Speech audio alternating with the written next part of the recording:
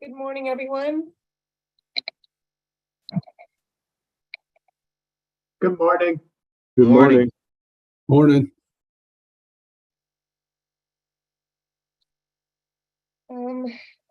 Lisa, are we ready to go? Do we need to wait a couple minutes or?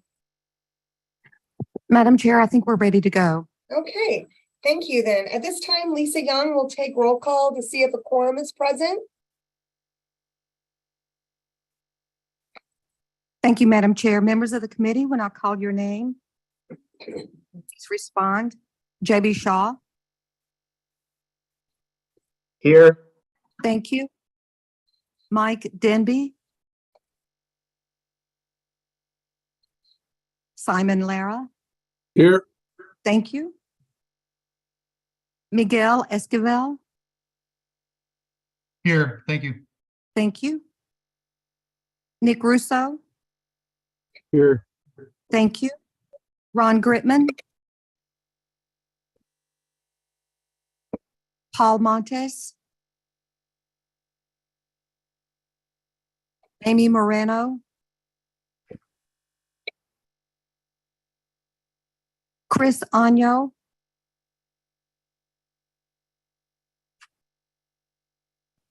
Chris Agno. Yes, I'm here. Thank you. Brian Kehoe. Sherry Collins.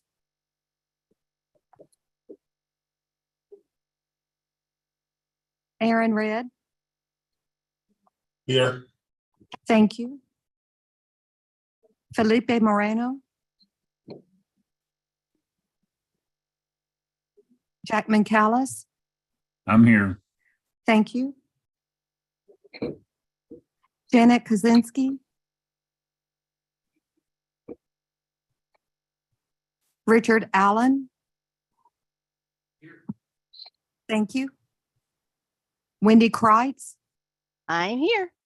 Thank you. Wayman Allen. Here. Thank you. Robert Parks. Here. Thank you. Stephen White.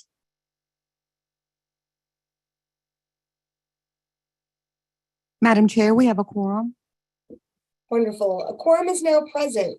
The meeting of the MAG Solid Waste Advisory Committee is now called to order. For those around the table, please turn on your microphone when speaking. For those participating via Zoom, please state your name when making a comment or asking a question. The MAG public comment process allows members of the public to comment on items on today's agenda or on items that fall under MAG's jurisdiction. If you'd like to comment at today's meeting, please fill out a white request to speak card located on the information table in the hallway and give it to MAG staff. If you are parked in the garage, parking validators are available on the information table in the hallway. If you purchased a transit ticket to come to the meeting, please see staff for a ticket. Hearing assisted devices are available from MAG staff. Our next item is a call to the audience. This is an opportunity for the public to comment on items that fall under MAG's jurisdiction that are not on the agenda or that are on the agenda for discussion and not for action. 15 minutes will be provided for the call to audience agenda item unless the committee requests an exception to this limit. I haven't received requested speakers cards for this agenda item. And MAG staff, do we have any that were filled out prior to the meeting? Madam Chair, as of today, no written comments have been received. Thank you. MAG also provides the opportunity for members of the public to submit written comments via the MAG website 1 hour prior to the meeting. So we do not have any written comments for this item. Our next item on the agenda is the approval of the September 13th, 2022 meeting minutes. Is there any discussion? Okay, prior to the approval, do we have any members of the public who wish to comment on agenda item 3? All right, we have not received any requested speaker cards for this agenda item. Is there a motion to approve the September 13th, 2022 meeting minutes?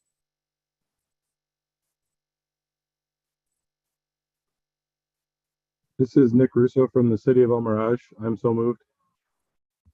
Thank you. And do we have a second? Rich Allen from Salt River Pima, Maricopa Indian Community, seconds the motion.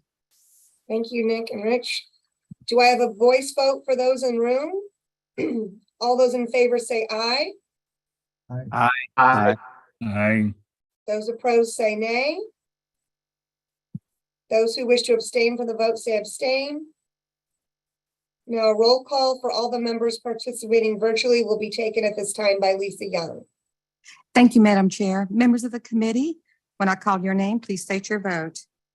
JB Shaw. Aye. Thank you. Mike Denby. Simon Lara. Aye. Thank you. Miguel Esquivel. Abstain. Thank you. Nick Russo. Aye.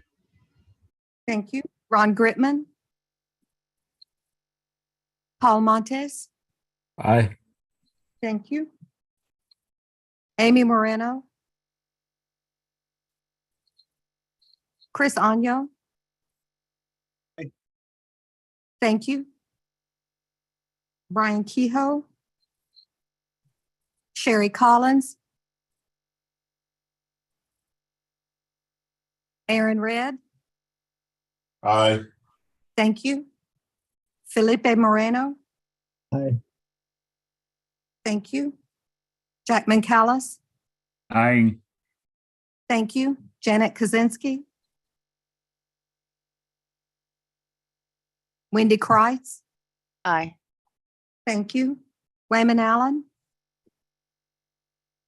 Aye. Thank you. Stephen White. One moment, please.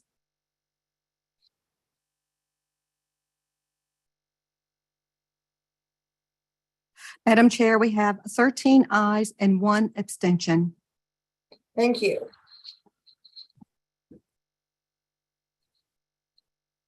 And since the minutes have been approved, we'll go to our next agenda item, which is regarding solid waste, alternative fuel, and electrical vehicles. Wayman Allen from the city of Scottsdale is going to give a summary of what's happening in Scottsdale for this topic. And then after his presentation, the rest of the committee members will be able to share any alternative fuel or electric vehicle options that are happening or going to happen in their city. Wayman? Thank you for giving me this opportunity. Hello, everyone. We were able to, we had the opportunity to test the Battle Motors electric vehicle rear end loader. We tested it for 1 week.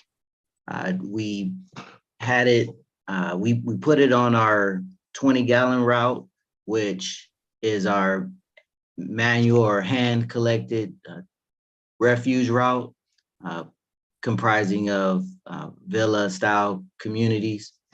And we utilized it in that route because of it's a small community. We were able to see how it would work throughout the day. We collected on 2 days. Both were recycle days, and we were able to get through the entire day on a battery charge. One of the things that we were looking for in testing the truck was we wanted to test the chassis in the peak times. This was in late June, August. We wanted to see how long the battery lasts, and we wanted to see if there was any other issues that came up. During our testing, we had one issue with the truck where it shut down on us periodically, and we were told it was because of software issues with the converter. The truck would it'd just shut off. we couldn't tell why it was shut off, but it was shut off in motion while we were driving or collecting. I'm not sure if Battle Motors was able to fix that or not, but that was the only problem that we had. But the battery did last for 7 hours, and it was like I said in late July, early August, so it was pretty hot then. The truck, as far as its responsiveness, it was when you hit the gas pedal, the truck took off. It was very fast, very responsive. We did like that about the truck. Let's see. The braking worked very well. It had the brakes were electric and had no problem stopping. The turning radius, it was good in turning and steering. The driver who was operating it, he did note that it was not a smooth transition from the left to the right. But as far as driving on the freeway, it did change lanes and he was able to steer pretty well. There was a clunking noise that we were told that the truck had, and we were able to hear that clunking noise, but it didn't impact the acceleration or the operation of the truck. This is a rear loader, and the rear hopper controls and compacting blade were good. The one issue that we had with that was you could not drive and compact at the same time. So if you were packing the material in the back of the truck and then you decided to drive to the next collection stop, the packing blade would stop. Couldn't do it simultaneously. So you had to pack at a standstill and then drive to your next stop.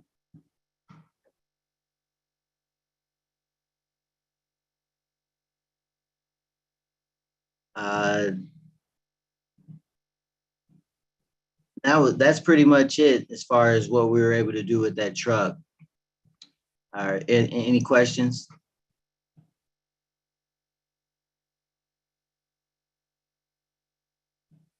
This is Jack McCallis from Pinell County. And my question is that you did 2 recycle routes. Was there a reason that you didn't do trash? The only reason was because of the schedule of our routes. When we received the truck, we had problems with charging the truck. We needed to install power to get it connected. So we had a little issue with it at first, but then when we got everything ready to go, it was on our recycle days for our 20-gallon route. So it's just timing.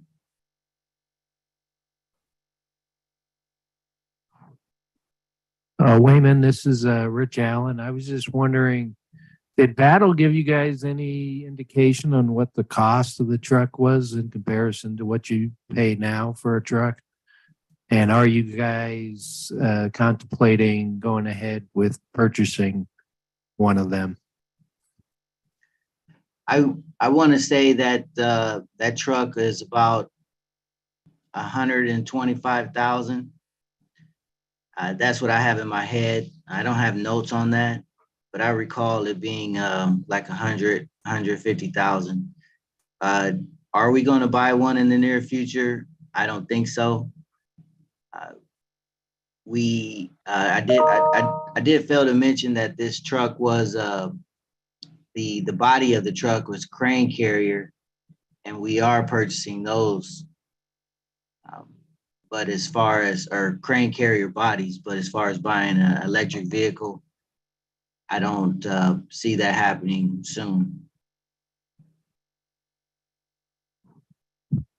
Hey, this is Robert from Surprise. Two questions. Number one, I know you said how many hours it lasted. Do you know average of the amount of miles that you drove a day? And then do you know kind of the charge time it took, how long to recharge the batteries overnight? I can't tell you how long it took to get to 100%. What I can say is that on my notes, when we started at 100% battery life, after 7 hours, the battery life was at 47%. We started, and we were told that don't try not to operate the truck under 30%. Because running out of battery and getting stuck out in the field. So in 7 hours, we used half the battery and we drove it an average of 60 miles.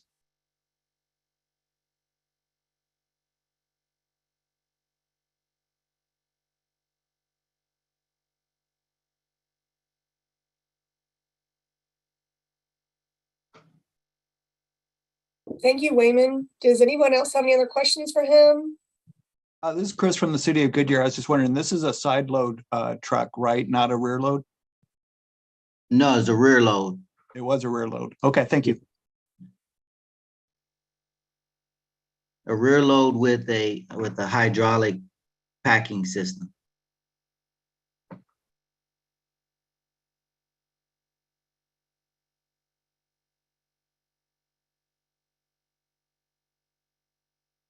Okay, thank you, Wayman, so much. Does anyone else want to share anything that their fleet currently is using for alternative power, or any plans to do so? I'll start.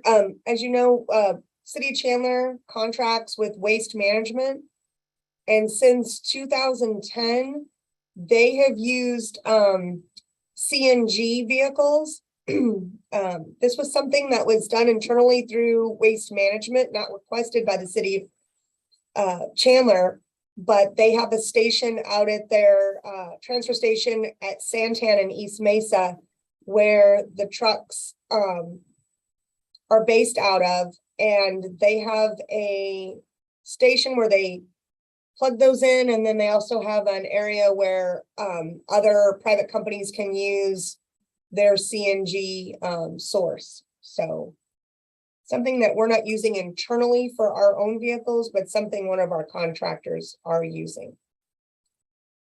And we've been pretty maintenance free on that end, to my understanding.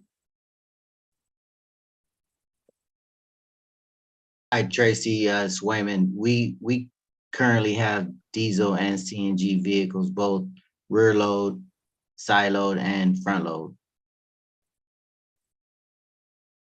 What would you say? What do you have, like a percentage, Wayman, of those trucks that are running on CNG? Like half your fleet, or? Yeah, we're pretty close to 50-50. Anyone else? And I want to add, we also have a CNG roll-off truck. Oh, okay.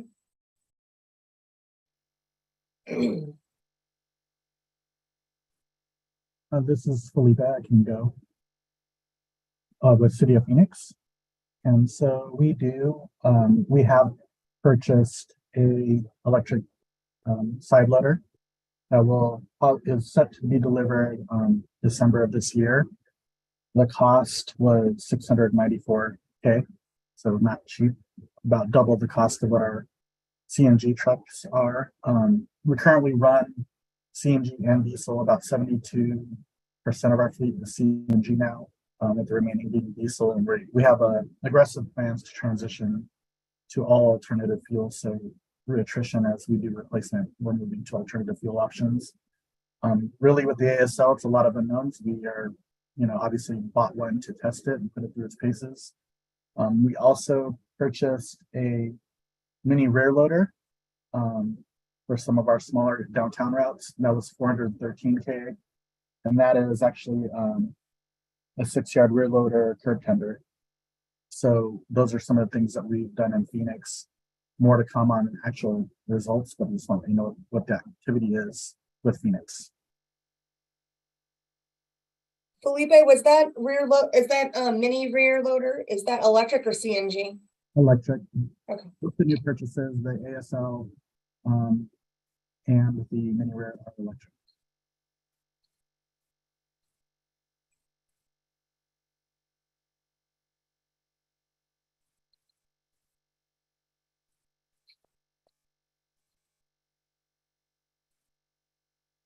All right. Anyone else have anything else to share? Tracy, Yes. this is Julie Hoffman with Meg. I just wanted to thank everyone for sharing where you're at with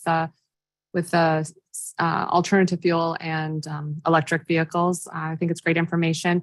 I did also want to mention that Meg just yesterday actually provided its member agencies with a draft suggested list of measures for reducing ozone. It's part of our process for preparing an air quality plan for ozone. And on that list, there's many measures, but a couple measures relate to alternative fuels for refuse collection vehicles and other heavy duty fleet.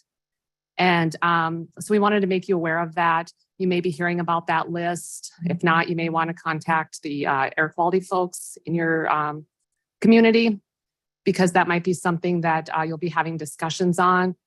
We did want to make sure to note that MEG is not advocating for these things, but mentioning it to the Solid Waste Advisory Committee, because air quality and solid waste, as you all know, are related, and these might be discussions you'll be having in the near future. So just wanted to mention that. If there's any questions, you can contact me after the meeting. Thanks.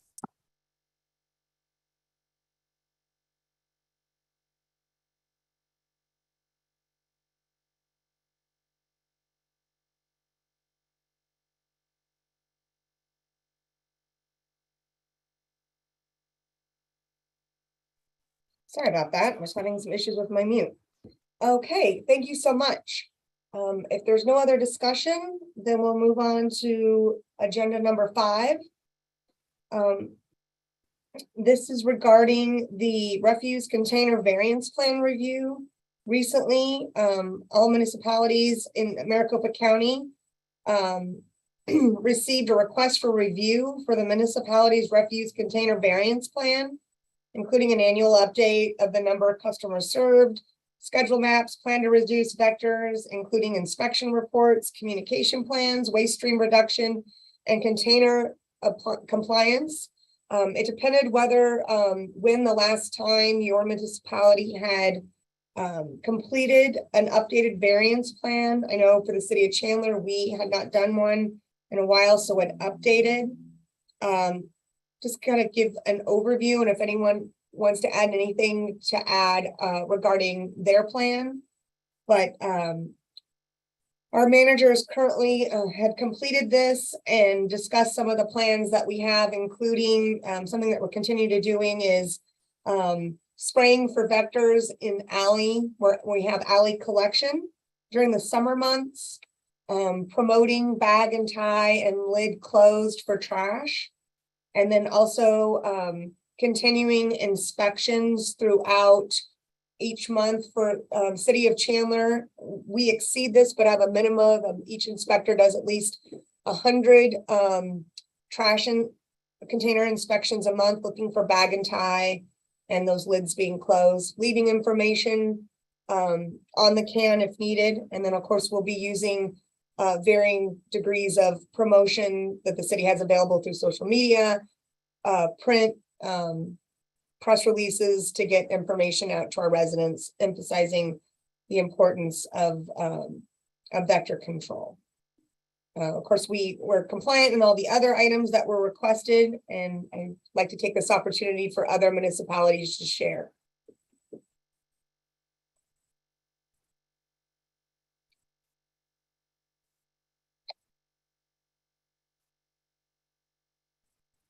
Anyone?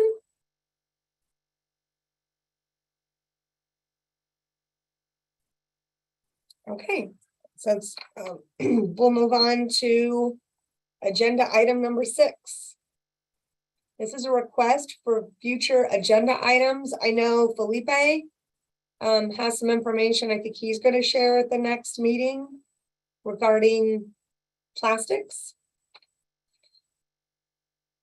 Right, we are in an exciting partnership with ASU and Goodwill to Plastics Micro Factory.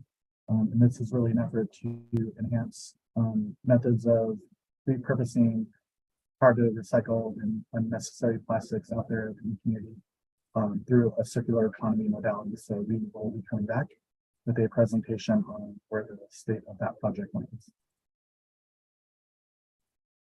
Great. Anyone else have anything that they would like to discuss at the next meeting?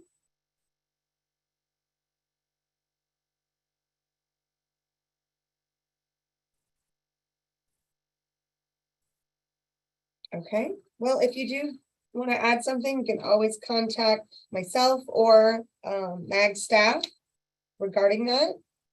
We'll move on to agenda item number 7.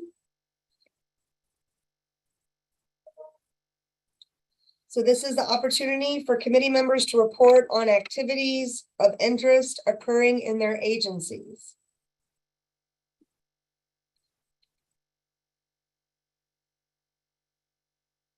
Hi, Tracy. This is JB. I just wanted to kind of share that the annual ADEQ recycling survey is out, and I know a number of you have already filled that out, so thank you so much. And also just wanted to share that ADEQ will be accepting EPA SWIFR funding for states, and we'll be looking to do a updated solid waste and materials management plan from that funding. So just wanted to share those, and happy to answer questions if anyone had any, but thanks. What's the due date on that, JB? Is that the end of this month? No, for that one, for states, it's May 31st is the due date, but we're still waiting on EPA for the allocation of funding. They gave us kind of a base number that every state would receive. And then from there, we had to answer a series of 5 questions. And from those questions, they'll decide whether or not we get more funding or just the base. So we do have the potential to get more funding. And if that's the case, we can do even more than the solid waste plan. But Great. And the due date for the survey for all the municipalities? oh, sure. Yeah, that's due the end of March. Sorry. Okay. Yes, you are correct. Both dates, good to know. Yep. Thank you. Any other municipalities like to share?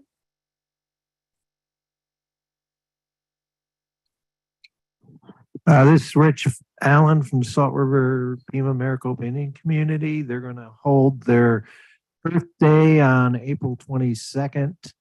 They'll have a HHW event and do cleanups in the community. Other things that are going on, the Republic Services MRF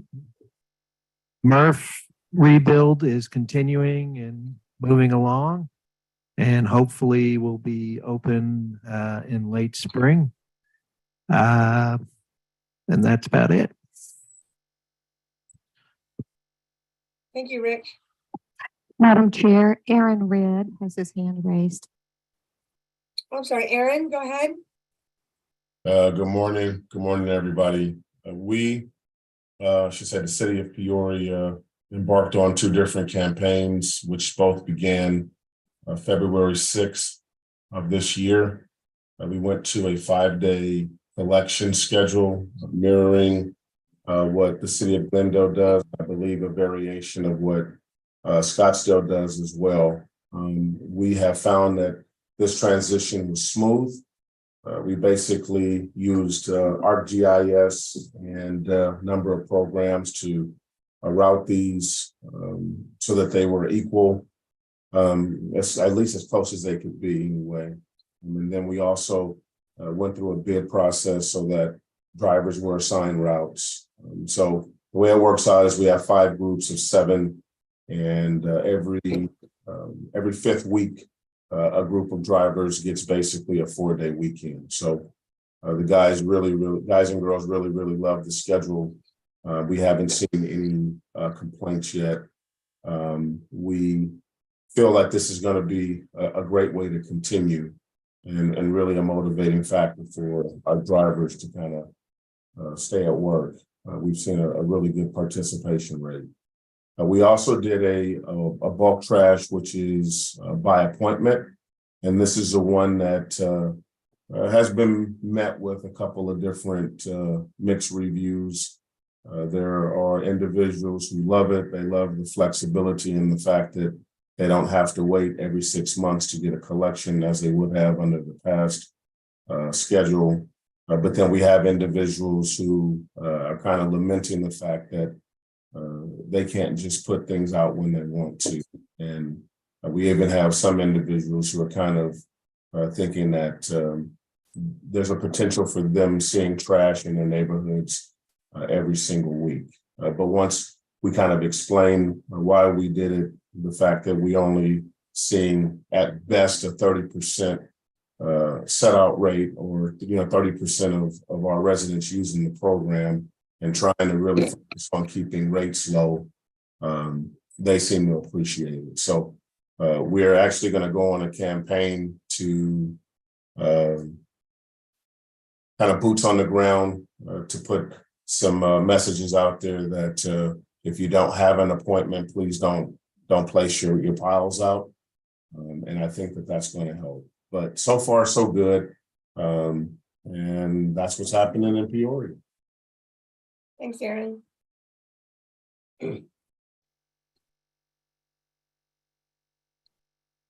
I'll share a little bit about the city of Chandler. We are doing a HHW swap shop. We're doing an event this Saturday from 9 to 11 for residents to pick up gently used or brand new items that were dropped off at our HHW facility. So it's an opportunity for residents to get those for free. It's first come, first serve. They can take as many as 10 items, and of course they'll fill out a waiver, but that event will be happening for us on Saturday, March 11th. Then we're also doing our 20th annual environmental art contest that promotes recycling, water conservation, and stormwater pollution prevention. That's given to all 4th grade students in Chandler. Entries are due this Friday, and then we'll have an award ceremony at our council chambers on April 25th. And then we'll also be doing an Earth Day event on Saturday, April 22nd at the Nature Center at Veterans Oasis Park.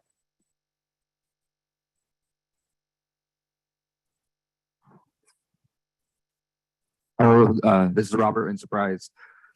Just some updates from us out there. We have 3 events each year for House of Hazardous Waste. We closed our last month our event for winter, which went well, and we'll be opening up our one for spring coming up in April. We were able to implement a Rubicon routing software this year, and we've been able to implement it in our bulk and into our bulk and our roll-off our programs. That's gone well. It's really allowed our operators more time to collect and less time having to route it themselves, which they have been doing. We're able to upload all the work orders into Rubicon every morning and create however many routes we want, and then it's able to automatically route them. We also we implemented 2 grapple trucks into our bulk our program. And what has happened for the last we implemented them early October, and we increased our request from 50 to 85. And at that time in October, we were close to 6 weeks out on requests for getting the bulk collected. And with the implementation of the grapples, we are now able to collect the next day if we need to. We've caught up and we're way ahead of where we thought where we would be. So that's nice. Also, I don't know if anyone heard, but this last our meeting at the council meeting on February 21st, our city manager announced to council that in the next couple months we'll be going back to council with a plan to reinstate curbside recycling fairly soon. So keep eyes on that, and we'll have more updates later in about a month or two. That's all I have for us here in Surprise. Thank you. Felipe Moreno is next. Okay, Lupe? Hello, not really an update, but more of an acknowledgement. So for the past year, as most of you know, we've had a rough go of it with staffing shortages that many of you have all experienced as well. And then subsequently bulk trash delays. We are happy to report we are on schedule. We've been on schedule for a few weeks now. And I just wanted to, in this forum, just thank the cities that have really stepped up and helped us through that challenge, lending us trucks and drivers to help meet our demands in Phoenix, going above and beyond. So City of Glendale, City of Peoria, Gilbert, and Scottsdale were really integral and being good partners of Phoenix and just really helping us get through a rough patch. So I just wanted to acknowledge that to the group. And thank you all for your partnership and support. And of course, Phoenix is always here to return the favor and need this. So thank you. Checks in the mail, Felipe.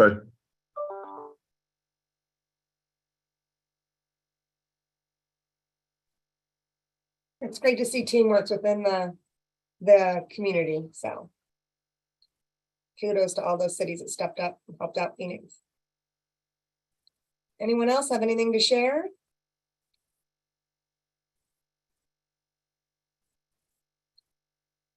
Okay, business is now concluded. Is there a motion to adjourn the meeting?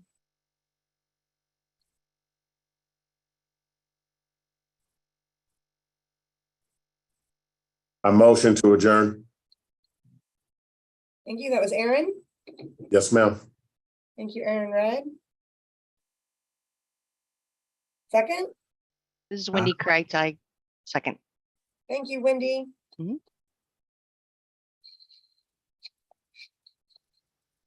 So our meeting is now